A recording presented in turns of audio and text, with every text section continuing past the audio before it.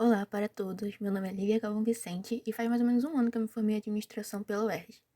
O título do meu TCC é Presencial, Híbrido ou Remoto? O trabalho no contexto da pandemia de Covid-19 e após a imunização na perspectiva dos profissionais de recursos humanos, e teve como objetivo entender os prós e contras dessa modalidade e saber em qual delas as empresas pretendiam ficar pós-pandemia. A pesquisa adotou uma abordagem qualitativa e descritiva, realizada através de entrevistas em profundidade com 6 profissionais de recursos humanos. Antes da pandemia, o home office era uma modalidade de trabalho que vinha ganhando espaço, mas ainda não era muito praticada, né? Então, com a chegada do coronavírus, a adoção do home office foi em massa, de forma repentina e mal planejada. Isso pode ter afetado a opinião de muitas pessoas sobre esse tema, mas vale destacar que um estudo realizado pela Fundação Instituto de Administração revela que esse modelo de trabalho foi adotado por 46% das empresas durante a pandemia. Segundo o referencial teórico, os pontos positivos para as organizações são redução de custos, como por exemplo com vale transporte, energia, aluguel de espaço, reinvenções e criação de novas perspectivas, ganhos com a produtividade e destaque perante a nova realidade do mercado mundial. Já para os funcionários, os benefícios podem ser passar maior tempo com a família, redução de despesas pessoais e do tempo de deslocamento até o trabalho e redução do nível de tensão, equilíbrio entre trabalho e vida pessoal e aumento da confiança e moral.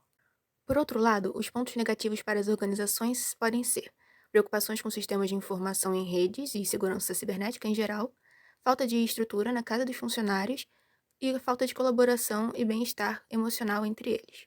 E os pontos negativos para os funcionários podem ser superindividualização do trabalho, que pode causar isolamento social, profissional e político, diminuição do suporte e feedback, ausência de momentos de descontração e da estrutura física da empresa, dificuldade de estabelecer limites entre a vida pessoal e profissional e entre a casa e o escritório, e a multiplicação das demandas e exigências, como consequência, o aumento da jornada de trabalho. Nessa pesquisa, foi adotada a abordagem qualitativa e descritiva, na qual o campo de pesquisa focou nos profissionais da área de recursos humanos de empresas da cidade do Rio de Janeiro e que vivenciaram alguma mudança nesse contexto. Já o instrumento de coleta de dados foi a entrevista e a análise qualitativa. Foram entrevistados 6 profissionais de RH, que atuam em diferentes empresas. Essas organizações são dos setores da saúde, de energia, engenharia, do mercado financeiro, de seguros e óleo e gás, e seus portes são, respectivamente, médio, grande, grande, grande, micro e grande.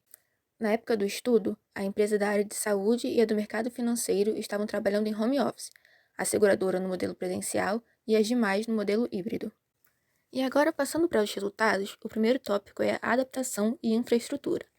Os resultados mostraram que as empresas tiveram dificuldades para disponibilizar os equipamentos e adaptar os processos que eram realizados presencialmente, indicando que essa mudança não estava prevista nos planos futuros para a maioria delas, e por isso a adaptação ao novo modelo foi conturbada e as adequações para a continuidade dos trabalhos ocorreram ao longo do tempo, evidenciando a capacidade de inovação e transformação das organizações. A respeito da jornada de trabalho, os entrevistados confirmaram que sim, houve aumento da jornada e que pode ser interpretado tanto como um lado positivo quanto negativo do home office. Para as empresas, esse aumento é vantajoso, pois as entregas das atividades dentro dos prazos são extremamente importantes. Mas, por outro lado, do ponto de vista do empregado, o aumento na jornada de trabalho pode significar menos tempo livre, estresse e cansaço. Outro ponto mencionado pelos entrevistados foi a dificuldade de separar a vida pessoal da profissional. Os custos de casa aumentaram, já que eles passam mais tempo em casa e os custos da empresa diminuem, né? Tem uma divergência aí. A interação e a comunicação ficam prejudicadas e a autonomia é maior, já que cada um cuida do seu horário.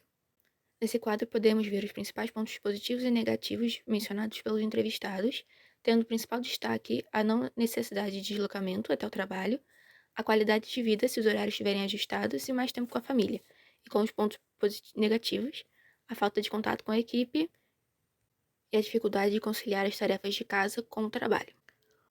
Outros apontamentos feitos pelos entrevistados foram a diversidade, que é uma das características do home office, que é possibilitar que diversas pessoas de locais diferentes possam trabalhar juntas, a não necessidade de mudança física no local de trabalho para comportar mais pessoas e a dificuldade de disseminar a cultura da empresa estando em trabalho remoto.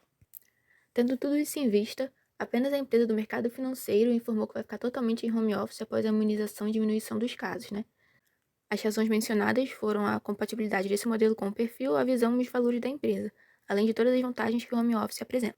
Em relação ao modelo presencial, apenas a empresa de Seguros afirmou que retornou ao trabalho totalmente presencial.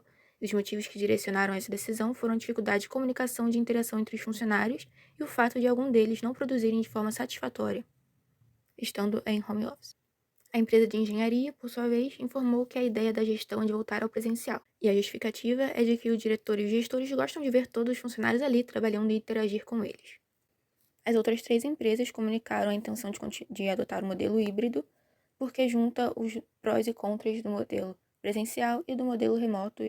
E aí, com isso, a gente percebe que o cenário externo da pandemia de Covid impulsionou e dificultou ao mesmo tempo a adoção do home office.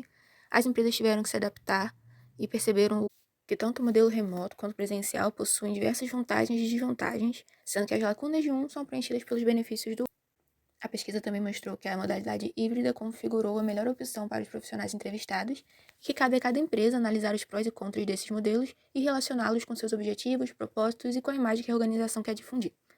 Obrigada pela atenção de todos.